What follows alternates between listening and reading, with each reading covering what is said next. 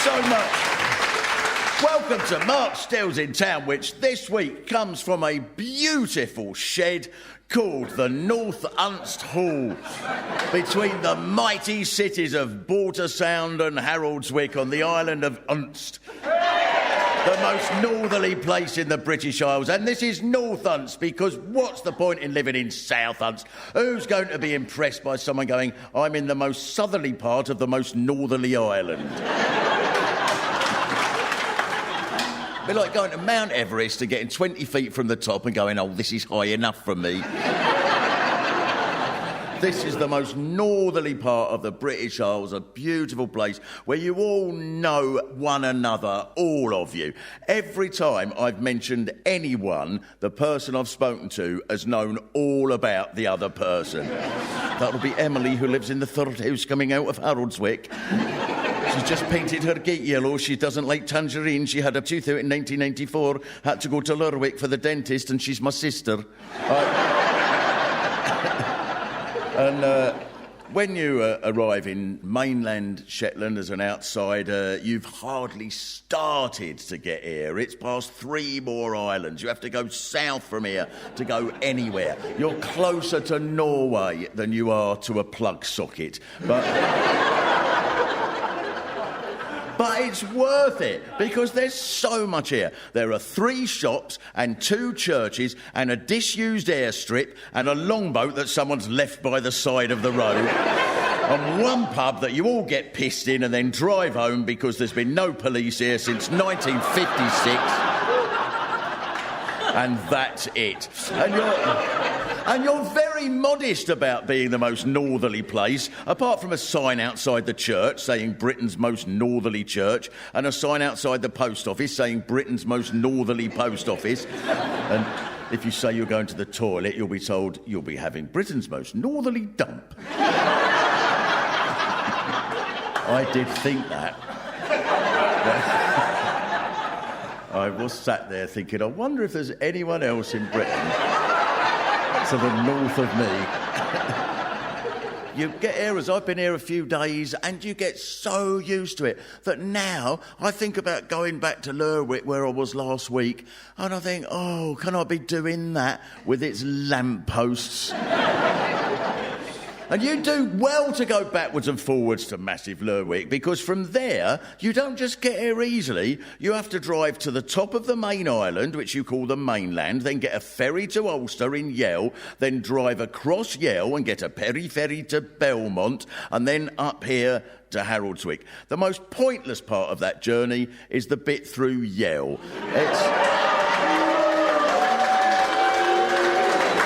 It's just in the way. When you get to Yell, have you seen the signs on there that say Yell, the friendliest of all the islands? Which is a bit passive-aggressive, isn't it? The implication being that all the other ones are full of arseholes. And there's no coordination at all between the ferry service. The first ferry from the Shetland mainland carries 32 cars, so you all get off at Ulster. Then the next ferry is only going to carry 12 cars. So you're all competing for these 12 places, and some of you aren't going to make it through to the next round, like in some Shetland version of Squid Game. And 1 or 2 will drop out on Yell, seduced by Mary's shop, but the rest of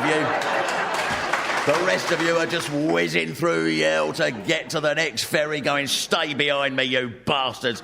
And Yell becomes like the Shetland Grand Prix. It should be on Sky Sports. The blue Toyota is right behind the bird-watching family in the Volvo, and they're overtaking them on the Bastaveau Bridge. The tourists can't compete with the experience of Victoria from the tea rooms. They're going to have to wait 1 hour and 20 minutes by a porter cabin while a sheepdog stares at them through a fence. Luckily, the queues are shortened a bit, because as anyone who's seen the Shetland Detective series knows, by the time they're all at the ferry, at least a couple of them will have been murdered. Now, you can reserve a space on the Shetland Council website, but some people reserve a space and then they don't show up. What sort of sadist does that? You've managed to grab your luxury cruise from Yell to Unst, sat on deck wondering whether you dare open the car door, as it's almost certainly going to be wrenched off by the wind and land in the Faroes. And then you don't turn up. And the ferry from mainland Shetland to Yell is even more glamorous. You can get a coffee on that when the cafe opens, which some people say it'll do in 2034. And sometimes the ferry service treats you to an extra surprise when it's cancelled altogether. There's always some reason the crew were laid off and the agency ferry staff haven't turned up, or there was a mutiny and the 945 to Yell has been taken to Tahiti, or it's been captured by Somali pirates. See, Nigel Farage couldn't survive up here because he'd be stood in Belmont yelling, "We have to stop the boats," and everyone would go, "That's what we want more of, you idiot." There are some special rules here that are impressive, such as you don't need a driving licence to drive in Unst, because what damage could you do? You go days without seeing another car.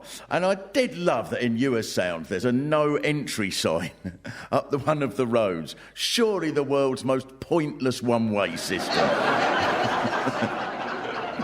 Until I realised the whole point of signs here is that everyone can say, "Oh, don't take no notice of that." Pregnant women have to leave the island 2 weeks before they're due to give birth, and as a result, no baby has been born here since 1950. Are you sure this is the right place to live? Maybe nature is trying to say something. The finest effort to get across the water that I've heard of was an adventurous escape. And so I'm going to talk to Derek here, if he's...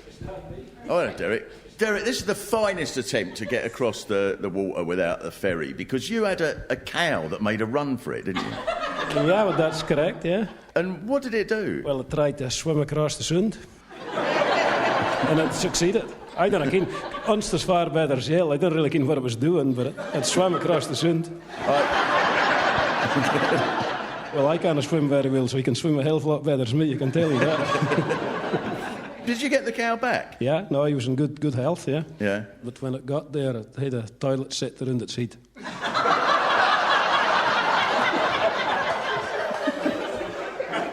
I live in South London, and that's quite unusual where I'm from. When I first came here, I was amazed that anyone got outside at all. I went up to Saxa Vord. The strongest wind ever in Britain was recorded up there. The report I read said an anemometer recorded the 197-mile-an-hour wind gust in 1992, but the instrument was blown away by the storm. That's how vicious the wind is here. Not only does it break the world record, it then destroys the evidence. 197 miles an hour. That is much stronger than most hurricanes. If Hurricane Katrina had happened here, you'd just have gone, "I'd better get the washing in." I've seen wind turbines, like there's one just outside this hall, and normally they whiz around in the wind, but this one goes... You think if all of them on the island did that at the same time, the whole island would take off and you'd become one of the Canary Isles. And then on the third day I was here, the wind suddenly stopped, and I thought, that's amazing. And I thought, oh no, now I'm being bitten by 70 billion midges. Bring the wind back.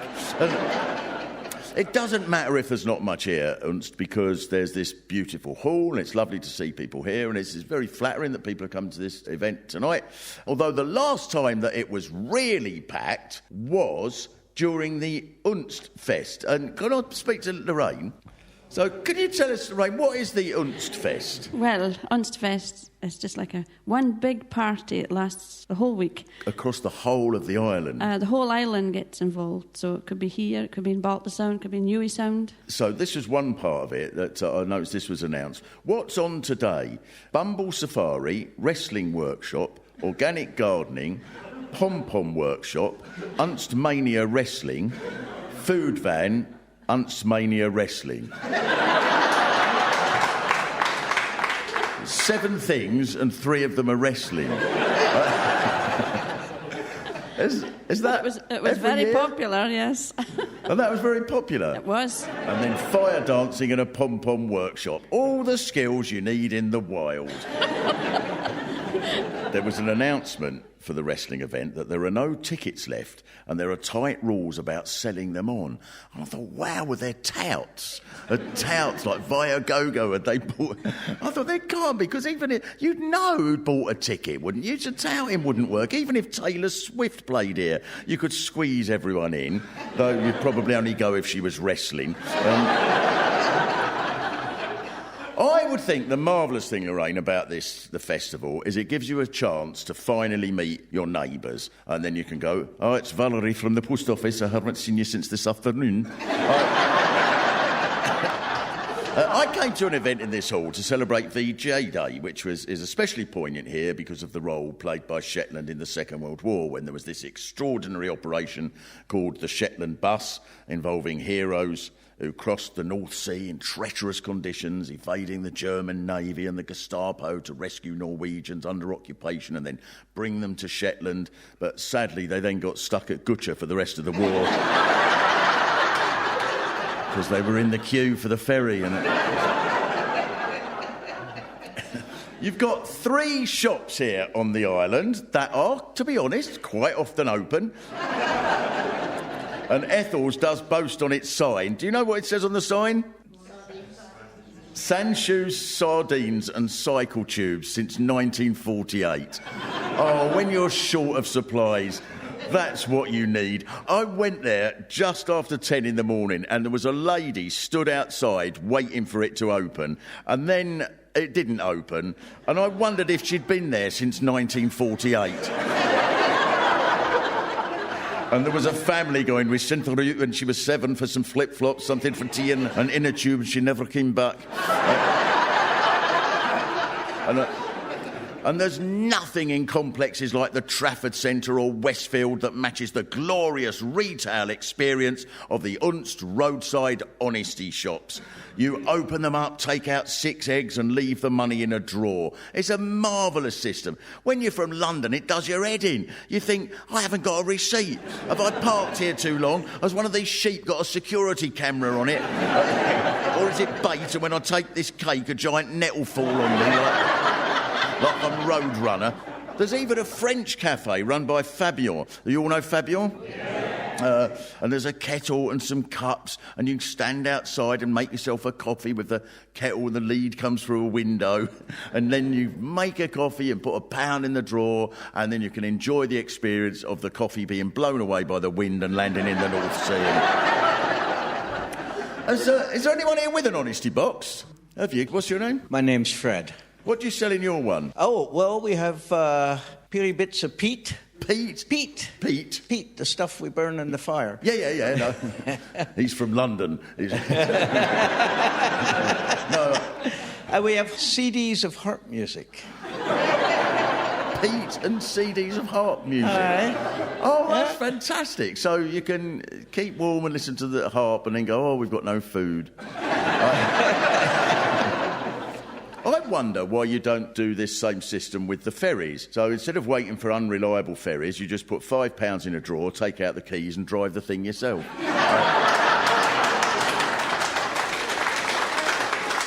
Thanks very much. Where is your honesty box? I want to see if I can go there before I go. It's outside the Hammers, right next to Victoria's Tea Room. Oh, right, OK, lovely. I'm going to go down there and get a harp CD, I promise. Yeah, you could get a few for Christmas presents, too. Oh, thanks so much, Fred. Fabian himself has another job as well as running the Honesty Cafe, because in a small community, everybody has to do the jobs that are essential, and so he plays the vital role of being the person on the island who goes around the world collecting meteors.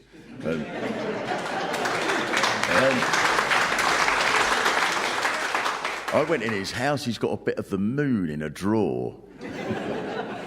But something very sad, as you know, to report with the honesty boxes, because The week I was here, and this doesn't reflect well on me, there was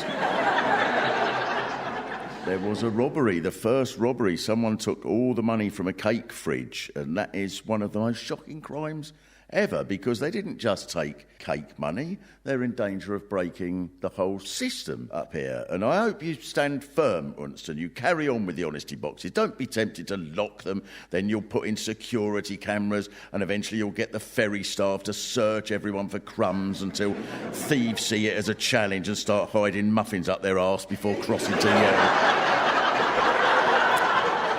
And you have other facilities here as well, because if you're a community of 600 people on the last bit of land before the North Pole, you can get by without some frivolous amenities that soft people in the cities think they need, like a dentist. But you've got the one service you absolutely have to have in a small community, a spaceport for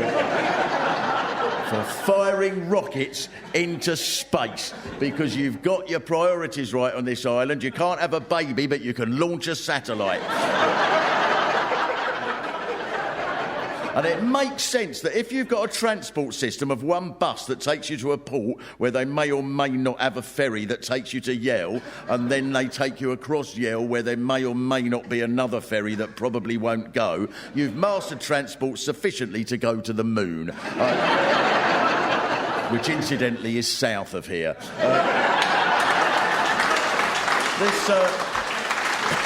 And this explains why NASA say it will take astronauts 18 months to reach Mars. The rocket can get there in 4 days. The rest of the time is getting the astronauts up here.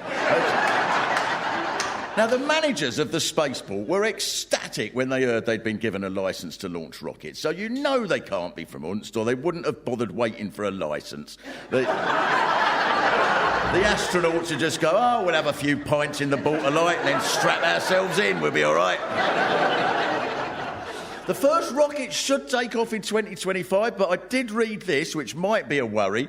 The NASA launch criteria prohibits the launch of a rocket if sustained winds at the launch pad exceed 30 miles an hour. 30 miles an hour! The wind never, ever gets that slow. These rockets are going to sit there for years. The inspectors will be going, oh, Christ, it's down to 70 miles an hour. Is that close enough? We don't know what the wind speed is at the moment. The machine's blown away again. You might as well say, we've got a spaceport, we've built it, it's going to work perfectly as long as it never gets any sand in it. So we've put it in the Sahara Desert. You can look down, I don't know if you've done this, you look down on the spaceport from the hills by the old RAF base, and Elizabeth from the spaceport took us up there. It's amazing. You look down on it and you feel like James Bond, and you can see the launch pads and everything. It's so real. And there are signs all around the spaceport area telling you not to drive down certain roads, and they say, no unauthorised vehicles beyond this point. And this looks serious. When you're an outsider, you think, oh no, I really don't want to go across there, because it's something to do with space. You imagine armed guards surrounding you if you carry on. And everyone on the island goes, oh, don't take any notice of them.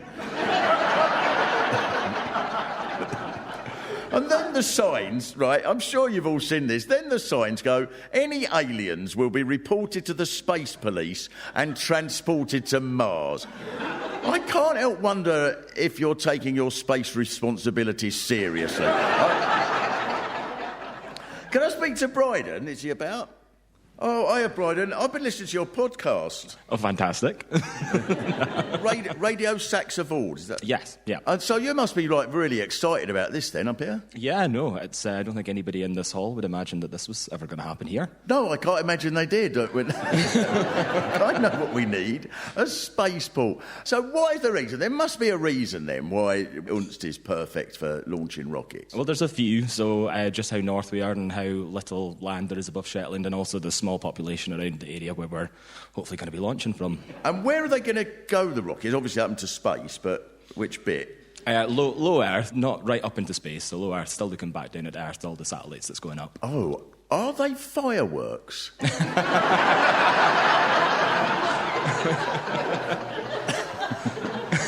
is there going to be like a big celebration and everybody's sort of outside watching it? Hopefully, that's the plan. Hopefully, can everybody get close to it? Or is there a little bit on the side that says, when you've lit it, please stand back?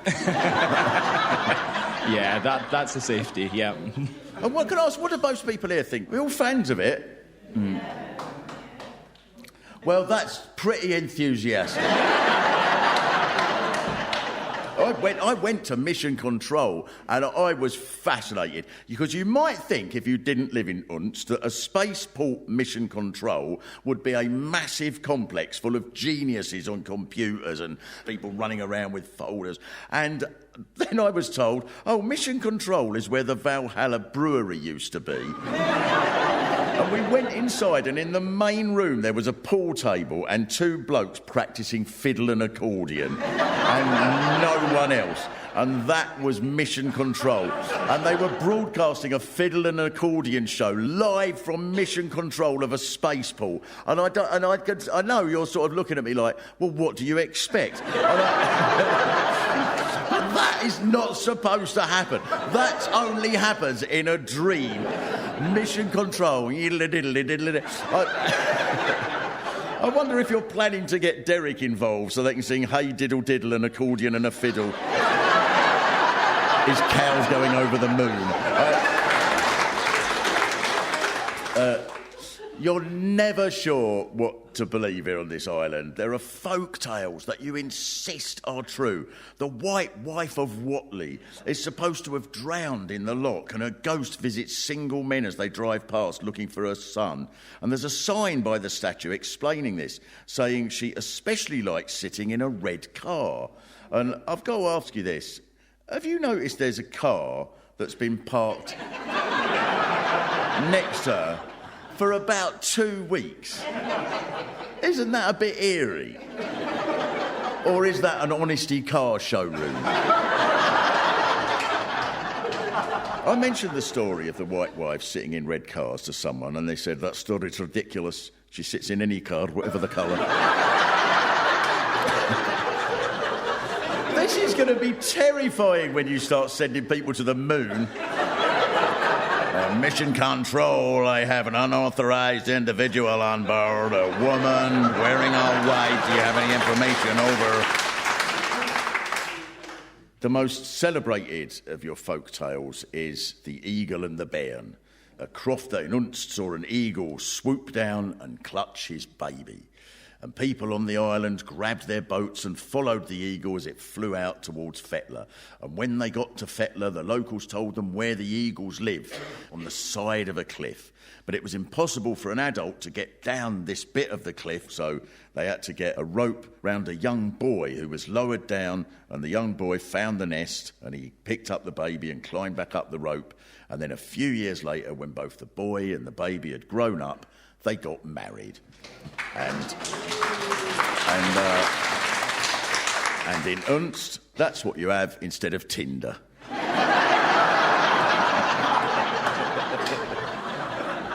Is this story true? Oh, it's great that you believe it's... I'm sort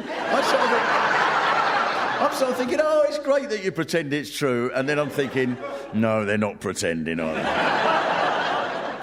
I've heard people point to someone, or not just Unst, across Shetland, and go, she's an eagle bairn, meaning they're a descendant of this couple, which is really sweet, except it can't be true. There are so many flaws. To start with, not only can an eagle not carry a human baby, it can't carry an eagle baby. And the boy's parents, did they just go, yes, of course you can tie a rope around my skinny son and dangle him from a cliff to take a baby off an eagle that will now be furious as you're nicking the baby that it impossibly stole? Here's a story that definitely happened from the Daily Record. 2 helicopter winchmen turned into midwives yesterday over Unst when they delivered a healthy baby boy in midair. Stephen will have a special birth certificate. He came into the world at 1,000 feet above the uninhabited island of Lunnerholm. So that's an amazing story. The mother had gone into labour prematurely, so she couldn't get away in the normal time and ended up calling out a helicopter. Did you know this story? Yes. I mean, the most amazing part of that story is that when the baby grew up, he married the helicopter.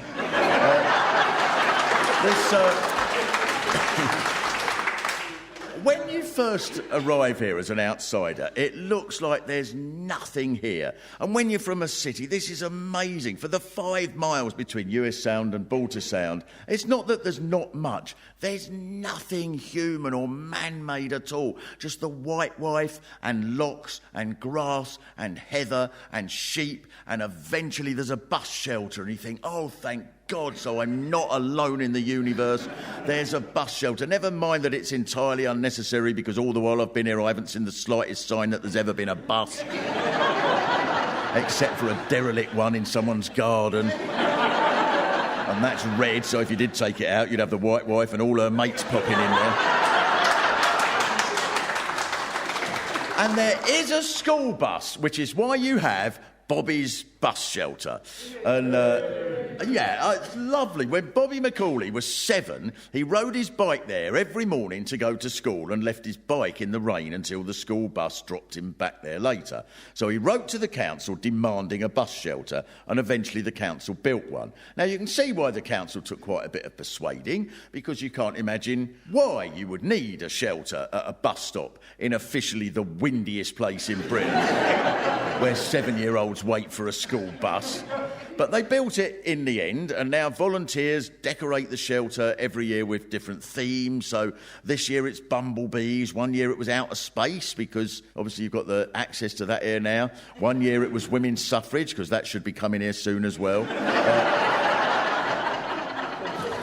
The side of your roads here, it's just full of treasures. There's a longboat just sat there in Haroldswick, and it looks like it's ready to go. It must make us the only place with a longboat and a space rocket within a mile of each other. There is a tea room cafe here, which is an unusual cafe because it has an inside. And it's Victoria. Hello, Victoria.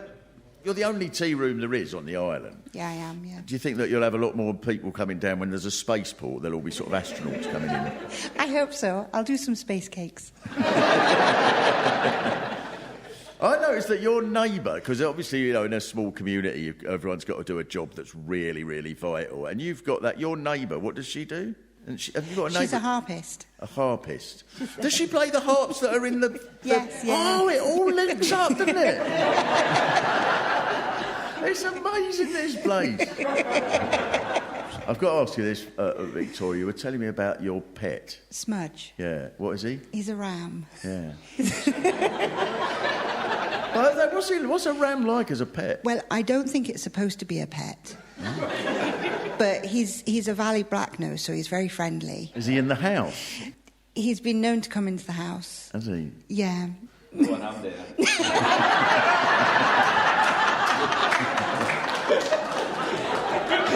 Thanks so much, Victoria. Thanks for the other day as well. I'll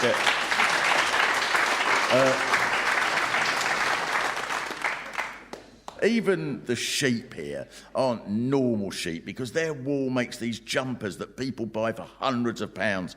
And people go, oh, but it's worth it because it's such quality. It cleans itself with its own oils. And even if it's cut in half with scissors, it mends itself overnight. And they're not bothered by the weather, the sheep here. They're all wearing a 400 quid jumper, aren't they? And your ponies are even more famous. I know you're used to them and they are amazingly cute, but you can't help thinking they're not right. Why are they so small? It's not like you're short of space up here. I bought a book on how to keep a Shetland pony, and this is honestly true. Here's one part. Keeping your Shetland pony indoors. Fit a mirror in your pony's line of vision. And then the poor things will go, oh, my God, is that what our hairs look like for the last million years? Now, the reason why they're small, according to an article I read, is thanks to island dwarfism, a natural evolutionary process where animals on remote islands tend to become smaller over generations because resources are limited and there's no point in wasting energy by growing bigger than necessary. In other words, only smaller animals could survive here because there's not enough food to sustain larger creatures because the grass shuts at 2 o'clock.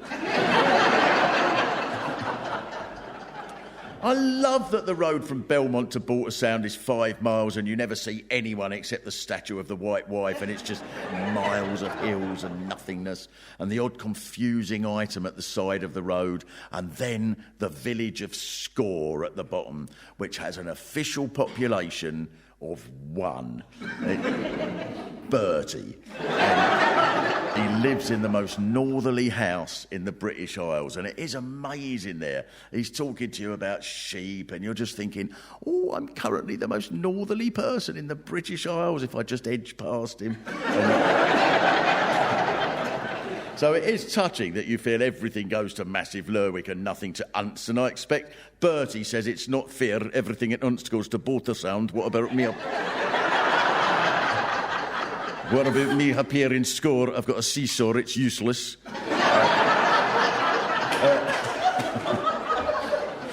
There are a couple of tiny islands further north. There's Muckleflugger, where Robert Louis Stevenson's family built the lighthouse. Of course they did. You couldn't just have a lighthouse built by anyone normal.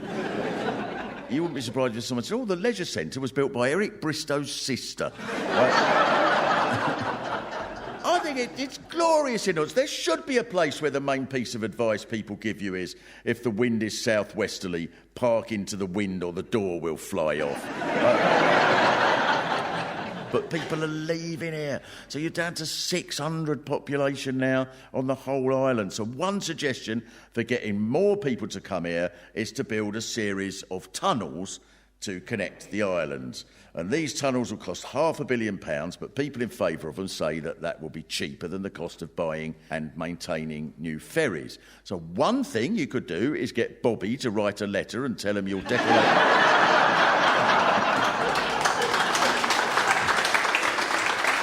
Tell him that you'll decorate the tunnels every year with a different theme. Campaigners have some excellent arguments, including that the tunnels will reduce carbon emissions, although that might be slightly offset by the fact you're going to be sending rockets into space. So there's been fundraising events already. One of them was an auction, and the items included 1 dozen Viennese fingers sold for £30. So that's not quite a hole in the 500 million already. I did ask the ferry service why they thought the ferry from Yell to Unst was so small, and they said they ended up small thanks to island dwarfism.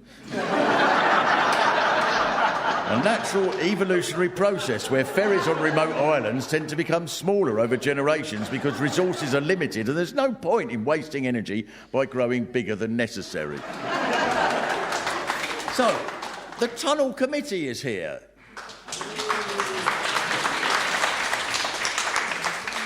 Hello. Hello, Gordon. So it's quite popular then, this campaign for the tunnels? Well, I think so. A lot of people here and in Yell support it, and we're engaging a company from Norway at the moment that are looking into seismic tests to see if tunnels could be built here. So a seismic test, that's like with explosives and things? Yes. Oh, that'd be exciting. Yes. We have to make sure that the salmon are away at the time. During January and February, it's quieter, so there aren't so many salmon about then. Do you think they'll do it? Do you think they'll come up with it? Cheryl? Hopefully. They should have done it. They should have done it 30 years ago, 40 years ago. Well, 40 years late's probably about par, isn't it, for most major projects? So it'd be a toll thing, would it? What happened in Faroe is that, say it was a 20-year plan, where they charged the toll the same as the ferry fares for the first 20 years to pay off the money they'd spent. But actually in Faroe they paid it off in 10 years. Right. So I think here we'd all be happy enough to be paying the same. We could pay our ferry fares but have 24/7 access to the mainland. Who would be the first person to drive through? We'll get one on Derek's couch. Thank you so much. You've not even got a traffic light here. I'm not sure how you'd cope with rules. Just 2 ferries away, there's an island crawling with police and there's a murder every 20 minutes. Here, you've had no police for 100 years and you only just had your first crime this week. It's brilliant that you don't feel remote here, although you are a bit remote, to be honest. It seems you get used to it so quickly. I have done while I've been up here. It's only remote because decisions have been taken to make it remote, really, isn't it? They could at least get the ferries to work properly. Maybe the answer is to replace the ferry with one of those 12-storey cruise ships in Lerwick. It could just wedge itself between Yell and Unst, and then you could drive through the ferry from one side to the other. And it'd be a hotel, so tourists would have somewhere to stay if they were thrown out of the old place for wearing a shirt that didn't go with their socks. And, your cows would stay dry. You'd only have to make sure no one set fire to it in January.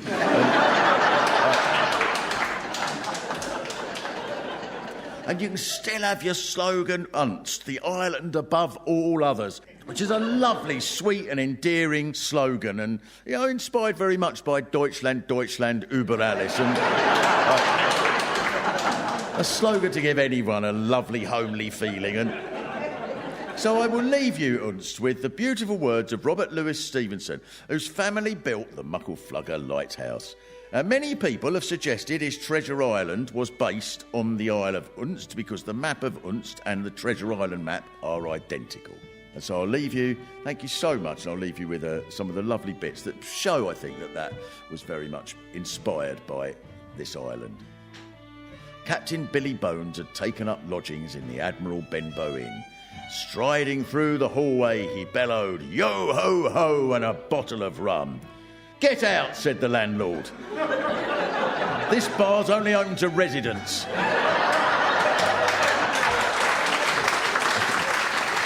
Captain Flint's ghost haunted the island. Many was the sailor who returned ashen-faced from venturing up the river in a red canoe.